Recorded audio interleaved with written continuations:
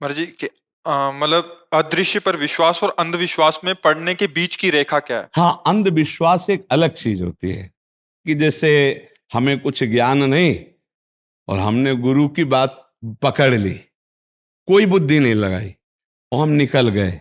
एक तो ये विश्वास की बात हो गई, इसमें कल्याण हो जाएगा कि अब हमें तो कुछ मालूम नहीं और आप हमारे गुरु हो, आप बता दो जो उससे काम हो जाएगा। जैसे एक छोटे से बालक थे जिनका नाम था धन्ना जाट, बड़े महान भगत हुए।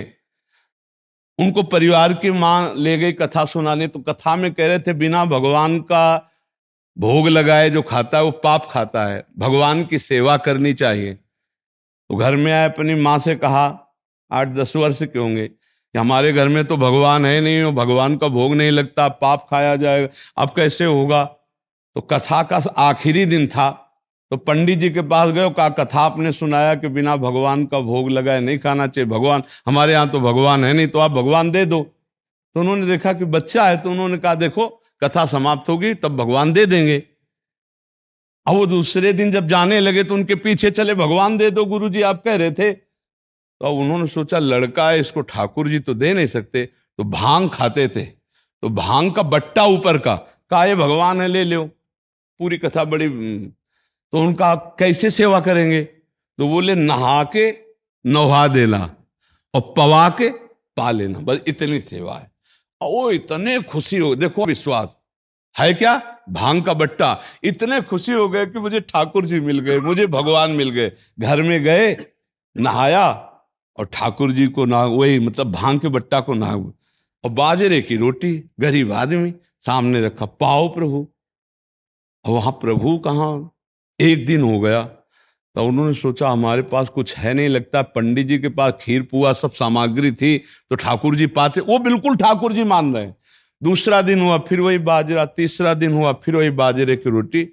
तो वो रो रो करके ऐसे भांग का बट्टा पकड़ा और कहने लगे प्रभु हमारे पास नहीं है कि हम तुम्हें खीर पूड़ी पुआ पवा सके, और गुरु जी ने कहा बिना पवाए पाना नहीं, अगर आप नहीं पाओगे तो हम चाहे मर जाएं लेकिन नहीं पाएंगे।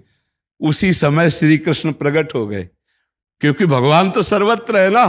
भांग के बट्टे की जगह में श्री कृष्ण बैठे हैं, उन्हीं की अवस्था का रूप लेके, और वो और बाजरे की रोटी शुरू कर दी पाना।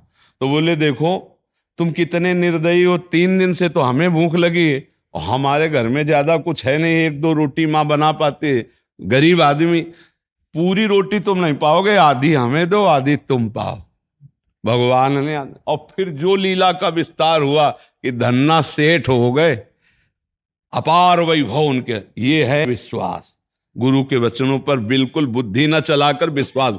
और एक अंधविश्वास कहते हैं पाखंड को, नहीं कि हम तुम्हारी आयु बढ़ा देंगे, हम तुम्हारा रोग नष्ट कर देंगे, हम तुम्हारा ये कर देंगे वो कर देंगे, ये सब गलत जगह है, अंधविश्वास है, इसमें फंस जाओगे, नष्ट हो जाओगे। तुम बेवकूफ बनाते हो उनको जिनको ज्ञान नहीं है। बचपन से बाबा जी मंत्र अनुष्ठान करते रहे, अवश्य में भोक्तव्यम कृतम कर्म शुभाशुभम, भीषम पितामह 6 महीना बाणों की सैया में रहे। तुम कलावा से तुम कर्म बांध दोगे, जंतुर बांध कर तुम किसी के कर्म मिटा दोगे, तो नौटंकी नाटक है कि नहीं। बोले धन चकाचक आ जाएगा, अरे इतना तुम्हें तमीज होती धन चकाचक करने की तो दूसरे के हाथ देखने की जरूरत नहीं थी, तुम्हें अपने हाथ देख के तुम करोड़पति बन जाते। ये सब इसे कहते हैं अंधविश्वास, कि इसमें मत फंसो, तुमको अपने कर्म भोगने पड़ेंगे। हाँ, एक उपाय है जो तुम्हारे कर्मों को मिटा सके, वो श्री कृष्ण है, दूसरा उपाय नहीं। मामे वे प्रपद्यन्ते माया मिताम, तुम खुद भजन करो, श्री कृष्ण को रिझा लो, वो तुम्हें सुखी कर देंगे, वो कर देंगे सुदामा से सुदामापुरी, ये सामर्थ्य उनमें है। तो इसलिए इसको, इस अंधविश्वास को हम रोकते हैं कि ये ड्रामेबाजी में कभी कोई मत फंसो। किसी के जंतुर भरने में इतनी ताकत नहीं कि हमारे कर्मों को नष्ट कर दे। ये भगवान ने आयुर्वेद बनाया, भगवान ने डॉक्टर बनाए, भारत में इतने इतने बड़े पढ़े लिख कर डॉक्टर, ये सब बेवकूफ है क्या। वशिष्ठ जी जैसा कोई ज्ञानी महात्मा बिरला ही होता है। राम जी को 14 वर्ष का वनवास, सिया जी का हरण, दशरथ जी का मरण, कौशल्या का वैधव्य, इसे नहीं रोक पाए। और कह रहे हैं भरत जी से, सुनो भरत भावी प्रबल, बिलख कहो मुनिनाथ, हानि लाभ जीवन मरण जस अपजस विधिहाथ।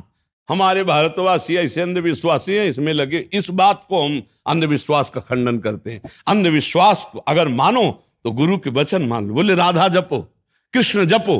अब बुद्धि लगाने की जरूरत नहीं, जप के देखो तुम्हारा मंगल हो जाएगा। कृष्ण नाम तुम्हारा मंगल कर देगा, राधा नाम तुम्हारा मंगल कर देगा, राम नाम तुम्हारा मंगल कर। ये जंतु रंतु ये मंगल नहीं करने वाले, बस पक्का कह रहे। महीना 2 महीना 4 महीना कोई मंत्र जपता होगा तो सिद्धियां अपनी बताता होगा। यहाँ बचपन से मंत्र ही जप रहे हैं।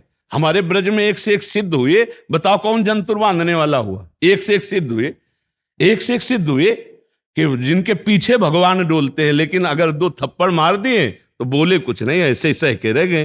पंडित रामकृष्ण बाबा, पंडित गया प्रसाद जी, एक से एक सिद्ध महापुरुष हमारे ब्रज में हुए। अभी अभी थे पूज्य श्री चंद्रशेखर बाबा, रात दिन भजन में लगने, ऐसे ही रहे ना।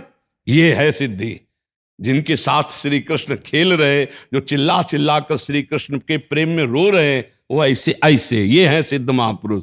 ऐसे तस्मा शास्त्रम प्रमाणमते कार्याकार्यो व्यवस्थित हो, शास्त्र के अनुसार चलो, सबको भगवान नाम जप में लगाओ, सबको धर्म कर्म में लगाओ। स्वयं अच्छे आचरण करोगे तो तुम्हारे पाप नष्ट हो जाएंगे।